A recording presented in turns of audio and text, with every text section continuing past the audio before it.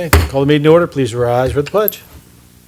I pledge allegiance to the flag of the United States of America and to the republic for which it stands, one nation, under God, indivisible, with liberty and justice for all.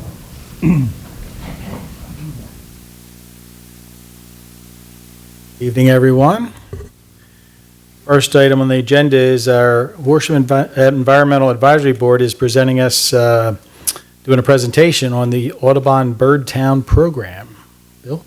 So if I don't know who's doing the presentation, but please come up to the table. Anyone can come up to the table? No, you can use the mics at the table, and you need to turn the mics on at the table. You just press the push button, and as long as the light's green, we can hear your voice. Excellent. All right, who's going to start us off? Maybe do introductions first, and Oh, yes. So, I'm Mark Newell. I'm the chairman of the Environmental Advisory Board. This is Deanna Martin, Robert Ellenberger, Drew Yoder, and Sharon Diascio. There you go. So, How to get closer to the mic, though. oh, yeah, sorry, it's recording. When we have our meetings, nothing's turned on. We just kind of, I sit up there and, although Larry films us, for his minutes. So I'm going to face this way. I'm just going to read, through the presentation. And yes, I was told that you're going to be my yes. So, but no, thank you very much for, taking the time to listen to us. We've talked about doing something like this, for years. And I know a lot of the surrounding municipalities have adopted this. And I guess, just in our discussions, that would be good for us to maybe do something like this. Either pull closer or move your head closer. Yeah, see, like people are always like, hey, don't talk so much and keep it down, so. What is the Bird Town program? It's a partnership between the Pennsylvania Audubon Society and municipalities throughout the state. And it's to promote conservation and community-based actions to create a healthier, more sustainable environment for both birds and people, because really, we're all connected. A culture of conservation. So Bird Town makes efforts to create a culture of conservation where everyone is a potential steward of nature in their own backyard. And Bird Town program goals encourage residents to learn about and use more native plants on their property. And restore natural habitat and native plant communities for birds, butterflies, and other wildlife. And so why native plants? So they're better adapted to the local environment, more resistant to drought, pests, and disease, require less maintenance, less water, fertilizer, and pesticides, and more valuable to birds, butterflies, and other pollinators. And additional program goals creates healthier yards, parks, and schools, increases community pride and awareness, and reduce stormwater runoff, save money through creation of more sustainable habitat, and encourage stewardship and appreciation of the natural world. And benefits to being a bird town: improved, more sustainable, and a healthier environment, community pride and cohesion, increased marketability, a safer, more rewarding place to live, work, and play, economic development, and increased property values, and then cooperation between community officials, residents, and businesses. And yes, I mentioned it briefly, but yeah, Horsham Township could be Pennsylvania's 37th bird town. Horsham would be the 11th in Montgomery Township, and I won't read through all the different townships that have adopted this, but you can see that we've got some that are close to us, and so it would be nice if we could do this. And so our township's qualifying criteria. So you have to, an adoption of a bird town resolution, existing park systems with natural habitat for birds, park planning seeks to improve bird habitat, regular planting of new native trees in parks and public lands, and planting a demonstration garden on public property. And the township's basic commitment: application and annual fee of $450. And the fee includes 5 Bird Town street signs, a plaque for the town hall, 250 brochures, quarterly newsletter content, and usage of Audubon Birdtown logo. And the basic commitment continued. Promote Birdtown status, welcome to Birdtown article and local newsletter, a Birdtown webpage on the Township website, 5 Birdtown street signs, we had said that before, and outreach materials available to the public. A demonstration of annual growth and participation to retain Birdtown status. And so our initial goals: promote the Township's Birdtown status, the Environmental Advisory Board to serve as Birdtown Committee, and educate residents about the Birdtown program, encourage residents to take the Healthy Yard Pledge, and encourage residents to register their properties in the Bird Habitat Recognition Program, which then you get a cool sign like this to put up, at your home. And all the birds know. Right, right. Mistake. And the Healthy Yard Pledge, the power of Birdtown comes from residents taking actions on their own landscape. And the Healthy Yard Pledge, yes, I want a healthy yard. I pledge to consider using native plants in the landscape, remove invasive plant species, aim to reduce stormwater runoff, eliminate the use of pesticides on the property, and then provide for birds and protect those that show up. And how to provide for birds. Plant diversity of native plants for food, cover, and nesting sites. Remove alien invasive plant species. Stop using pesticides. Install nest boxes and bird feeders, and provide fresh water.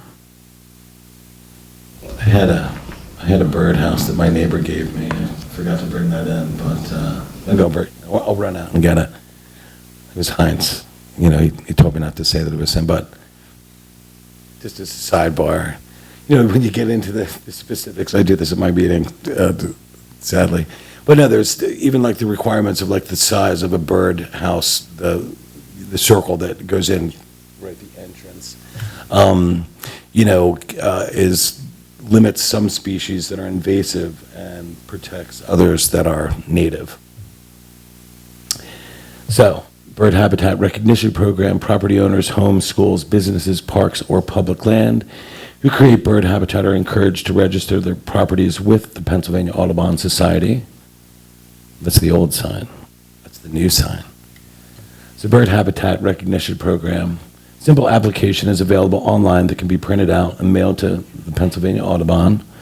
A $20 annual fee, yard signs and discount cards for businesses around the state provided by Audubon.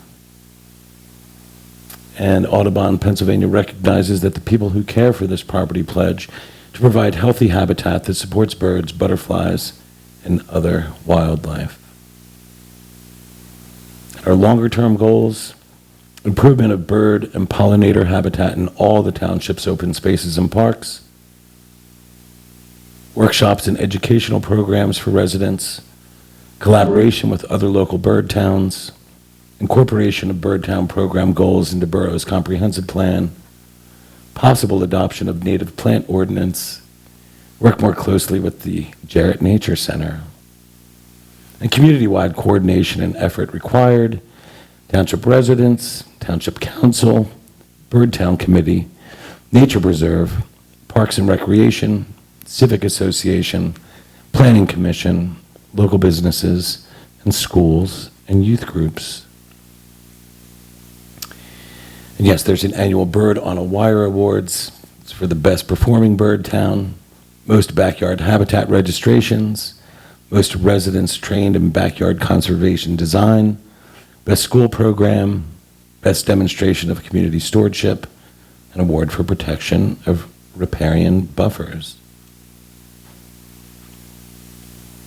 And yes, you can all read that. For more information, you can certainly check it out. So yeah, without going off my tangent, I don't have anything prepared. Yeah, we've talked about it for a number of years. I mean, native plants, and yeah, just like the presentation said, Deanna, I don't know if you remember any, bird populations, you start to look at it from like the 1970s, and just even your songbirds that you would see normally in your backyard, the populations have dropped drastically.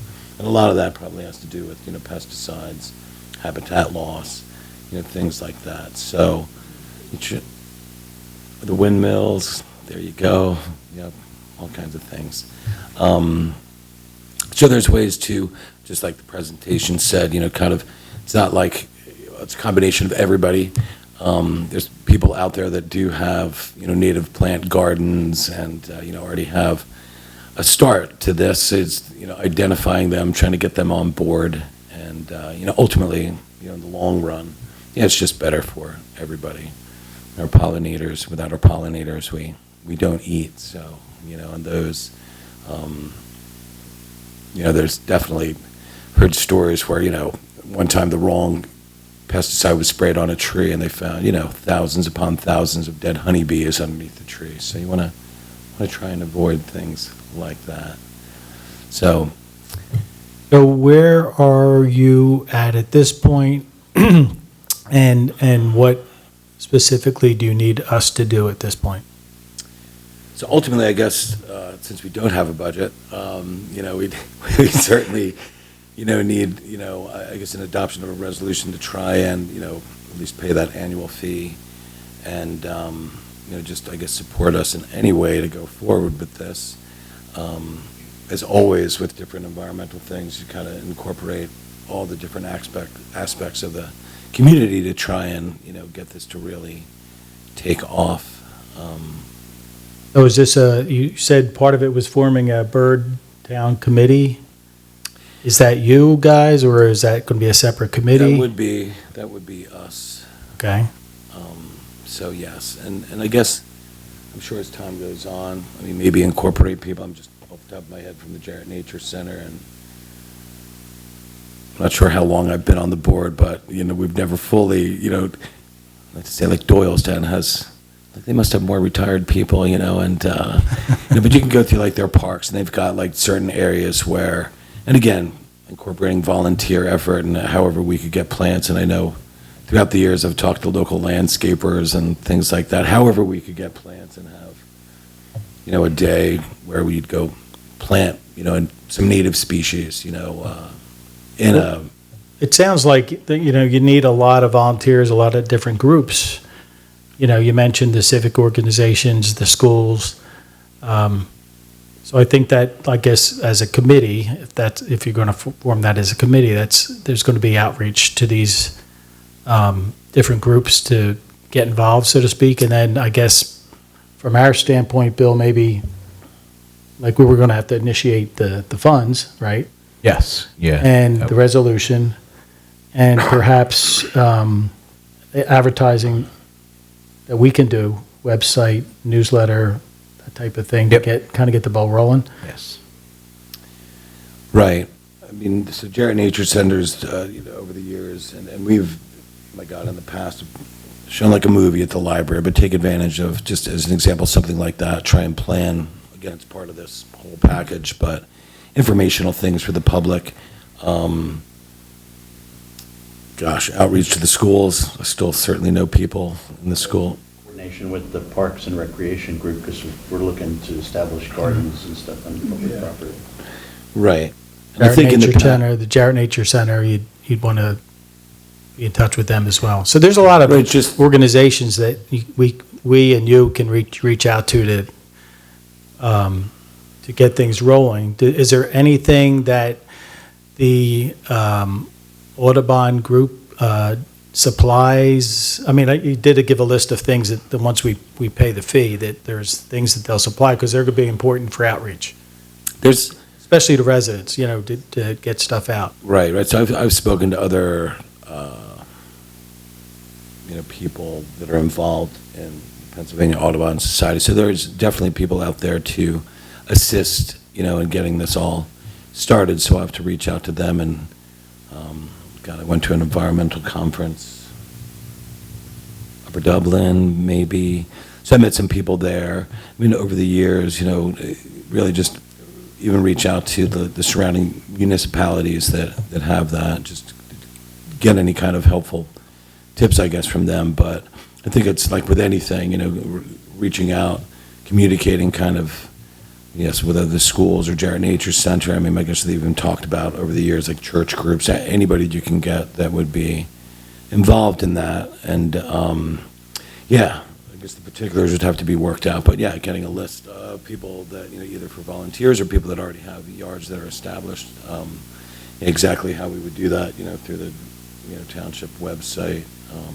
Like I said, or just calling people and seeing what could be done, so, Well, I think it's good stuff, and yeah. I'm sure we'll be happy to help out, right, Bill? Oh, absolutely. I think it's great that the board has taken on this project. It's exciting and a little past due. When you see those other communities up there, and now you can take advantage of those other communities and those residents to help guide you and give you tips and suggestions. But I think this would be very positive for our community. So I thank each of you for taking this on. Well, thank you, yes, for. And we, as Mark said, as Mr. McCouch said, we can give you the money that you need to, what you need, and then also advertise on our social media, our website, our newsletter.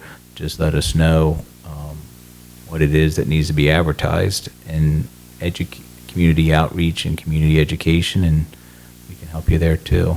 Terrific. There's plenty of groups, as you know, Mark, there's plenty of groups in town, Boy Scouts, the Girl Scouts. I mean, they all look for projects to do. Right. So, Yeah, so, just to stop talking about it and actually do it and get out there. And so, no, it's good. It's something that we've talked about.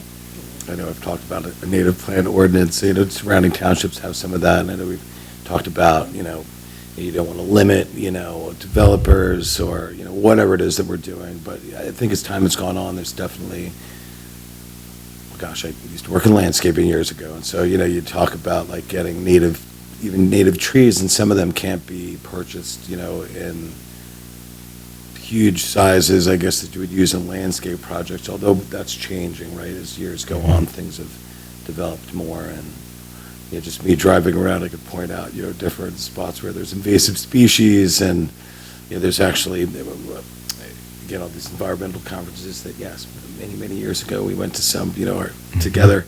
There's a thing called IMAP invasives, just to go off on invasive plants for a minute, but like Western Pennsylvania, they've got, I guess that's probably where it originates, but it's amazing. And again, talk about clearing a spot with invasive species. Yes, you talk about manpower and cost and all that stuff. It's huge, but yeah, I think over time, even if you start with one area and see what you could do.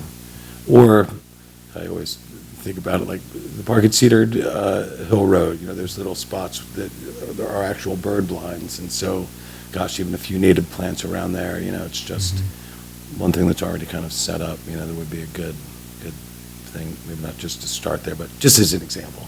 Yeah. So yeah, a lot that needs to be done and a lot that could be done. Anybody else have any questions? So I think it's great what you're doing. Congratulations, and Thank you. We'll have your back. We'll do our part. Terrific. We can do to help you out. And if you ever, obviously if you need something, if you need help with anything, you can reach out to Bill. Right. You have nothing else to do, right? or Larry. So you No. guys, just a quick question. You make application, so council will act on the resolution this evening. We'll get you the check that you need for the application. What happens, I mean, I'm assuming anyone that wants to try this, everyone gets approved. I mean, no one gets denied. Right. So the next step is you make application, you pay, and then they kick you off with all that stuff that they give you to start off. Right. And I'm sure there's, again, I have to set up like, talks, say, at the library and whatever, what other means. I always think of that, I guess you could do something at the community center, I mean, off the top of my head, but, who was the author for Jarrett Nature's? Doug Tallamy. So yeah, just an example, like Jarrett Nature Center had a guy that wrote this fantastic book on birds and things, like that. So, if we could get him back and other people like him, and I think through, like I said, different environmental conferences and my pile of environmentally related papers, I'm like, oh yes, here, this is where I could reach out to this person. So we'll get the ball rolling, and it'll be good. give us something, not that we don't have things to talk about at our meetings, but yeah, then we'll have a lot of stuff to talk about at our meetings. There you go. Thank you very much for coming in tonight. We really do appreciate it. We'll get the ball rolling for you, and then I wish you lots of luck. Well, I thank think you it'll very take much. off. I think there's a lot of No. people out there that are willing to get into this and help out. Absolutely. So, all right. Thanks Well, again. good seeing you all. Thank you, And, everyone. Thank you. Have a good rest of your evening. Do you want to, well, they're not, the liquor license people aren't here yet. So do you want to exit and go back? Yep. So we have a 7:45 hearing for liquor license transfer. Those people aren't here yet, so we're going to have to wait. So council's going to go back into the caucus room, and what do we have to do, Bill? Just recess yourselves until 7:40. Till 7:45. So we'll recess till 7:45. All set, Bill? Okay. All righty, council will now call to order a hearing on the application of 1300 Spirits LLC for the transfer of a liquor license from Talmadge Township for use at a new restaurant at 1300 Easton Road. There are currently no liquor licenses available in the township for this new restaurant, and the applicant has elected to apply for the transfer of a liquor license from another municipality. Pennsylvania Liquor Code provides that we, as the governing body, must hold a hearing to allow council and residents the opportunity to ask questions and voice their opinions on the proposed transfer. Following the testimony, council must decide whether the transfer would be beneficial or detrimental to the health, common welfare, peace, and morals of the township or our residents. Council will first hear the testimony of the applicant, and we will then ask the applicant to be available for questions and comments. With that brief introduction, I'll ask the applicant's attorney, Mr. McHugh, to proceed with the presentation of his case. Please, make sure the microphones are on, if you would. Hit the push button. There you go.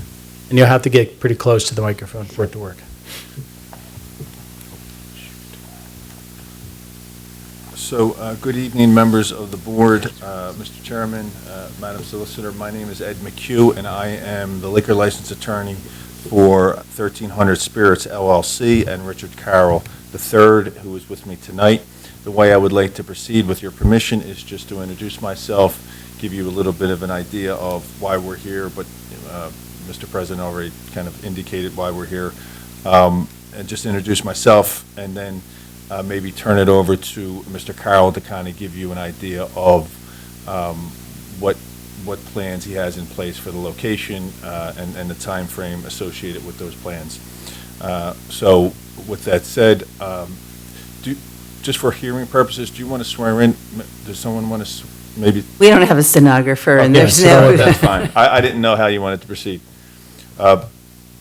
So as Mr. President indicated, Mr. Carroll, as the sole member of 1300 1300 Spirits LLC, would like to place a liquor license at the location of 1300 Easton Road in Horsham Township. This site has not been constructed yet. It is a 16-acre space. Mr. Carroll's plan at this location is to have retail, restaurant, and commercial space at this site, and one of the objectives is for that restaurant to be an upscale restaurant and to have the ability to serve alcoholic beverages at this restaurant. And to that end, he has entered into an agreement of sale in his capacity as sole member of 1300 Spirits LLC to purchase a liquor license outside the township to come into the Horsham Township. And as Mr. President indicated, that requires us to come before you and get a resolution prior to us submitting any kind of application to the Pennsylvania Liquor Control Board. So with that said, I would like to introduce Mr. Carroll to the panel. Maybe Mr. Carroll can give a brief description of what he plans to do at the location, and we can open it up to questions relative to this application. Good evening.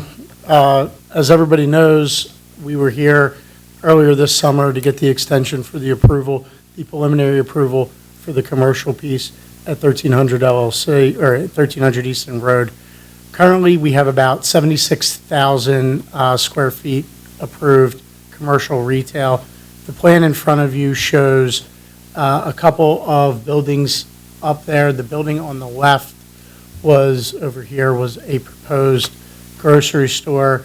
You have a retail strip center here, a proposed restaurant, and a proposed financial office building, whatever have you, across the street there. Right now, what we are looking to do is, as we begin to market the property, we are looking to bring in the liquor license as an asset for a future tenant to use. 1300 LLC will place the liquor license in safekeeping until such time as we have a tenant that is going to operate one of the spaces in the shopping center, commercial center, whatever it is, whether it's a standalone grocer who wants to sell beer and wine, a restaurant, somebody in the strip center, small restaurant like that. At that time, what we'll do is we'll enter into an agreement with the tenant to keep the liquor license on the property. They will have to go through the same background checks and everything else with the Liquor Control Board as I have to do. The intent is for this to be an asset to the property, to attract better tenants, and to make sure that we can have somebody who can anchor this space appropriately.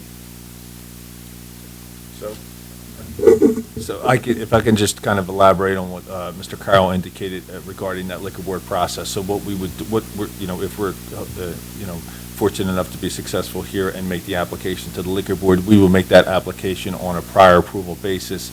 So Mr. Carroll basically would be the applicant, submit, and the liquor board permits you to not really to have a building and submit plans. We are going to have to be more specific with the liquor board exactly as to what building is, what are the licensed spaces, what building is going to be licensed, et cetera. But then we would get approval from the liquor board on prior approval. Mr. Carroll would still be the licensee with that license being in safekeeping, and when he gets a tenant, a successful tenant at that location, we then transfer that license over to that tenant at that location, and that's the process relative to the liquor board application. Yeah, so with that tenant would then have to go through the same screening process, criminal background, et cetera, that Mr. Carroll would have to go through.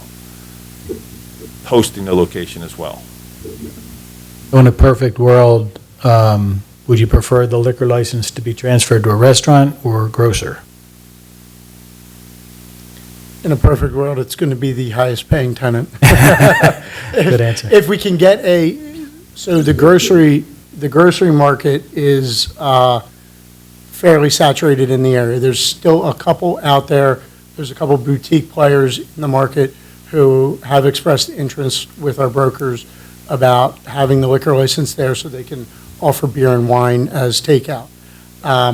It will not be as big as that space. I believe the space shown on here was, the footprint is for a Lidl. I don't think they're going to be exactly our target audience right now. So anybody we get would probably be a little bit smaller than that inside that grocery space. So it would be more boutique. There's a couple organic chains and people floating around like that that are in the market for a new facility. So ideally, it's that. It's something, we want it as an asset, and we want it there so that if we can get a company like that to come into the property, they're going to attract other people. Having a regular, chain restaurant, great maybe as your third or fourth or fifth tenant down the line, but not as the anchor. So the whole point is to attract the highest and best use for that. I guess I'm confused. I like the idea that you're using this to attract activity here. But how can you apply for a license? Because isn't a grocery store license and a restaurant license different? So how can you apply for that if you don't know what you're going to use it for? So I was actually anticipating maybe commenting, remarking on that, because I can see the confusion. So the license that's coming in to this restaurant license is a restaurant license. It's an R license. The requirement, the liquor board requires that licensee or that applicant to have a health permit, to serve food, to have seating. So even though, like, even you see the supermarkets have licenses now, they still are our licenses. They still are required to have food. They're still required to have health permits. So I guess the answer to your question, I guess this restaurant liquor license in recent years has become a little bit more versatile. So, it can be used for, restaurants. If it was in a grocery store, it'd be one of those ones with a couple tables and something that says, oh, you can sit. It's exactly right. And that's how they qualify to be a restaurant liquor license holder. And even though nobody sits, it just has to be available. Yeah. Anybody else have any questions? Okay, well, thank you. Oh, I'm sorry, Dan, go ahead. Would the liquor license be sold to this restaurant, or do you lease the liquor license? So the way it would work at the end of the day is if we had a tenant that came in that wanted to use our license, we would enter in an agreement to sell our license to that tenant under the condition that we have the ability to buy it back at fair market price at the end of the lease term, and or if they default, the liquor license comes back to us automatically so that it stays with the property in perpetuity. The idea is that it's an asset for this property, to keep good tenants, who need that license here on this property. So the liquor code actually prohibits the leasing of a liquor license, so that the liquor license would absolutely have to be transferred over to the tenant and that business operator, but there are certain provisions you can include in the lease agreement and other documents to make sure that liquor license stays at the property, and really the landlord exercises control over the license in a sense. Okay. Anybody else? Okay, so we'll close this hearing, and we'll render a decision later on tonight. Thank you so much.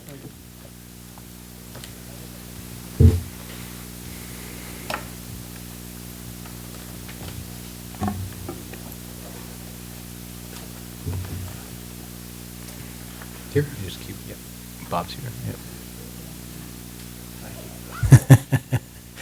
All right, next item is we're recognizing the 75th anniversary of the Horsham Veterans of Foreign Affairs, otherwise known as the VFW, down on Sawmill Lane. It's a big moment for them. Bill?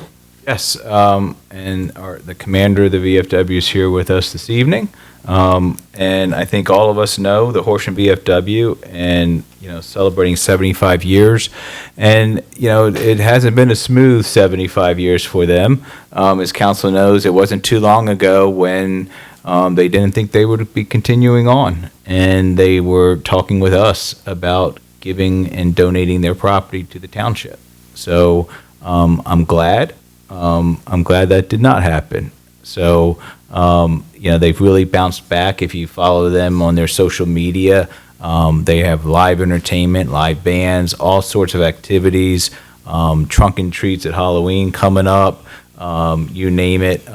They are trying to be as active as they can be in the community. But the VFW has always been a place to go for Horsham people. And you don't have to be, I'm sorry, Bob, if I'm taking any of your, but you don't have to be a veteran. You can be a social member at a very minimal cost, and that gains you access to the VFW, to the bar, for the restaurant, the food. They rent out their hall to many people in the community, birthday parties, baby showers, sweet 16 parties. They're really trying to make it a go. It's not easy for them. They're hidden back there in the neighborhood, as we all know. But they really bounced back from a couple years ago when, well, not a couple, but more than a few years ago when they were talking about that they were wrapping up and wanted to give their property to the township. So I'm glad they didn't, as I said, but they work hard. and I believe most of them are volunteers, and they all have families and homes and jobs. So they spend a lot of time making this VFW a go. They renovated the whole, the bar area has been all redone since, I guess, the pandemic. All redone. It's all, the bar's new, the floor's new, the walls are new, the tables are new, the chairs are new. So they're really making a go at it. Our Little League board meets down there. That's where the Little League board has their meetings. Years ago, the Horsham Seniors Club, when we had a seniors club in Horsham, that was their meeting place. That's where they met on a monthly basis, is at the VFW. And I know other organizations use their facility to have meetings and stuff. So we're very happy, very, very happy that they did not close. And they still are the Horsham VFW and celebrating their 75th year in existence. Awesome. Very good. Congratulations. I'm going to read a proclamation, and then if you have anything to add, we certainly welcome your comments, Bob. So since 1948, Horsham VFW Post 9788 has been providing all veterans, those who served in foreign wars, those who served overseas outside of a combat zone, and those who served statewide, a place to gather. And founded in 1948 by 17 comrades, all who were veterans of foreign wars. Post 9788 was started with a mission to be the home for generations of military veterans, their families, and members of the community. The founding members were all from the local Horsham, PA area and built the building we know today from the ground up. After they worked all day, the veterans would come home to the post and work on the building, a little at a time, offering the skills they had and used each day at their job, all to establish a local VFW post. Many VFW posts across the country did not survive the pandemic in 2021. Post 9788 not only endured, but achieved the highest VFW District 16 honor of all state and all America. In June of the same year, the first ever Post 978 auxiliary was formed and chartered, welcoming men and women who were sponsored by immediate family members who served in foreign wars. Horsham VFW Post 9788, along with prior and current members, proudly continues the legacy of the 17 founding members. The VFW Post 9788 also valued members of the Horsham Township community and are honored to recognize them on this occasion of their 75th anniversary and wish you many, many more. Congratulations. And if you want to say a few words, come on up here. And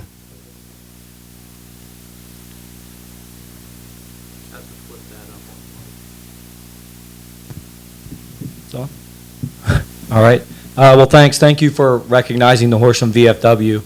I know it means a lot to all the veterans who are down there and continue to carry on a lot of those traditions that those veterans did to build the place.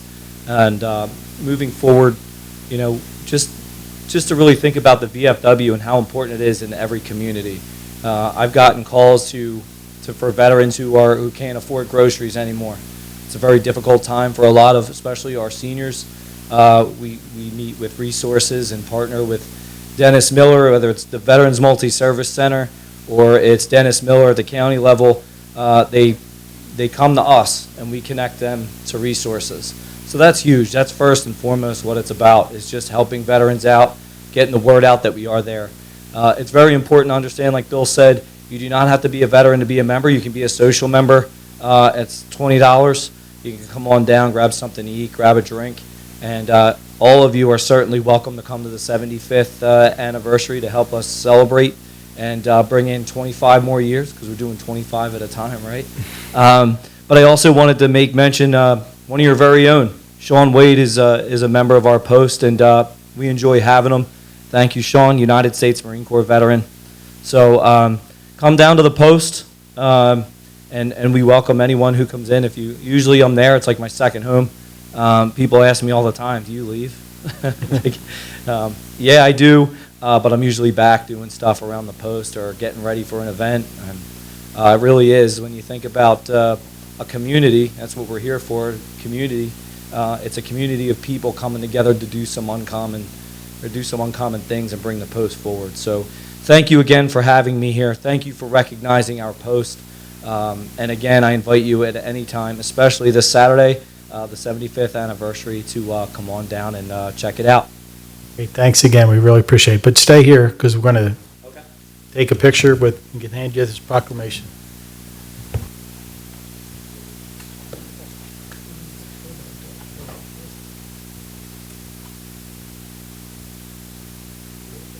All right, next is an opportunity for questions and comments from the public. Do we have any questions, comments? Being none, we move on. We're going to consider a resolution authorizing the environmental boards, environmental advisory boards to submit their application to the Audubon Bird Town Program. Do we have a motion? I move to adopt the resolution as proposed, authorizing the Horsham Township Environmental Advisory Board to submit an application to the Audubon Bird Town Program. Second. Been moved and seconded, so roll call vote. Mr. Chaudhry, how do you vote? Aye. Ms. Harmon, how do you vote? Aye. Mr. Wade, how do you vote? Aye. Mr. Whiteside, how do you vote? I vote aye. And Mr. McCouch, how do you vote? Aye. Motion passes unanimously. Next is the approval of minutes. Do we have a motion? Move to approve the minutes as presented. Moved and seconded, all in favor? Aye. Opposed? Ayes have it. Treasurer's report, Bill? The balance in the general fund as of August 31st, 2023 is $5,706,163.37.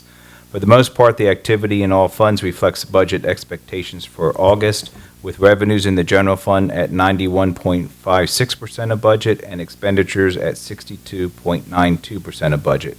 For a more detailed presentation of our current financial position, I would refer you to your monthly booklet. Okay, do we have an approval for checks? I move to approve the list of checks in all funds in the amount of $378,283.64, and further move to authorize payment of the same. I move to ratify the U.S. Bank credit card transactions for the month of August 2023 in the amount of $8,953.09. Second. Moved and seconded, all in favor? Aye. Opposed? Ayes have it. Next, we're going to render a decision on the 1300 Spirits LLC, which we listened to earlier this evening. Do we have a motion? I move to adopt the resolution as proposed granting approval of the transfer liquor license R17502 to 1300 Spirits LLC for the use in a restaurant at 1300 Eastern Road in Horsham Township. Second. Moved and seconded, this is a roll call vote. Chaudhry, how do you vote? Aye. Ms. Harmon, how do you vote? Aye. Mr. Wade, how do you vote? Aye. Mr. Whiteside, how do you vote? I vote aye. And Mr. McCouch, how do you vote? Aye. Motion passes unanimously. All right, next, we're considering a resolution for the waiver of land development with some conditions for the Pennypack Farm on Man Road to construct a pole barn. At your last meeting, you reviewed the request from the Pennypack Farm and Education Center to demolish an existing pole barn and to construct a new pole barn in its place, and a request for a waiver of land development to do that. In front of you this evening for your consideration is a resolution with the three conditions that you had placed upon them for landscaping, stormwater control, and prohibiting any public use of the building. Okay, any questions? We have a motion. I move to approve the resolution as proposed, approving a waiver of land development with the conditions for Pennypack Farm and Education Center, 685 Man Road, for the replacement of a pole barn. Second. It's been moved and seconded, this is a roll call vote. Mr. Chaudhry, how do you vote? Aye. Ms. Harmon, how do you vote? Aye. Mr. Wade, how do you vote? Aye. Mr. Whiteside, how do you vote? I vote aye. And Mr. McCouch, how do you vote? Aye. Motion passes unanimously. Okay, next is rendering a decision on the Horsham Friends, Meeting of Friends, on their conditional use application. I move. At your last hearing, you heard the application of a conditional use application for Quaker School. They wanted to remove some of the restrictions that were put on the property as a result of the Navy activity on the Naval Air Station. Specifically, they want to be able to use the original meeting house as a school. After listening to the testimony and deliberating, you directed me to draft an adjudication, which impertinent part reads as follows. And now this 13th day of September 2023, after due deliberation and discussion and at a public meeting, the Horsham Township Council hereby grants the applicant's request to amend the 2004 conditional use approval to eliminate the restrictions on the use of the original meeting house. The meeting house may be used for religious and accessory educational purposes. The applicant shall comply with all other laws of the Commonwealth of Pennsylvania and ordinances of Horsham Township. Any questions? Not, do we have a motion? I move to approve the conditional use application for the Horsham monthly meeting of Friends, 500 Eastern Road, 23-05-CU. Been moved and second. Again, a roll call vote. Mr. Chaudry, how do you vote? Aye. Ms. Harmon, how do you vote? Aye. Mr. Wade, how do you vote? Aye. Mr. Whiteside, how do you vote? I vote aye. And Mr. McCouch, how do you vote? Aye. Motion passes unanimously. Okay, next is bids for ADA improvement projects for Meeting House in Moreland. This is the project, ADA, American Disabilities Act project for the intersection of Meeting House and Moreland. We did receive 4 bids for the project. The highest bid was from Miller Brothers at $238,961.73. The lowest bid, responsible bidder was Albert C. Ballone Jr. and Sons at $135,005.13. They are the ones we are recommending for your consideration this evening. Any questions? Not, do we have a motion? Move to award the Meeting House Road and Moreland Avenue ADA Improvements Project bid to Albert G. Cavaloni Jr. and Sons Incorporated in the amount of $135,005.13 and hereby authorize execution of the contract for the same. Second. Moved and seconded. All in favor? Aye. Opposed? Ayes have it. Next is a revised proposal from our auditor, B. Bergfield and Company, for a single audit. Yes, a single audit. So we didn't. No one was aware of this when everyone put in their proposals for municipalities for auditing services. But from the tornado in September of 2021, almost every municipality got FEMA funds and FEMA reimbursement in 2022. We basically got $1 million reimbursed from FEMA, and the federal government, it's federal law that you get that much money and you have to do a single audit. So our fire company has to do a single audit, our water and sewer authorities are doing a single audit, and we have to do a single audit. So that was not included in their proposal for this year. So it'll be an additional $10,000 for them to do the single audit. Those are the rules, right? Those are the federal rules. All right. Might not like it, but got to do it. All right, so we need a motion. I move to amend the B. Bergball and Company proposal for the 2022 financial records for a single audit in the amount of $10,000 in accordance with the amended agreement dated August 29th, 2023.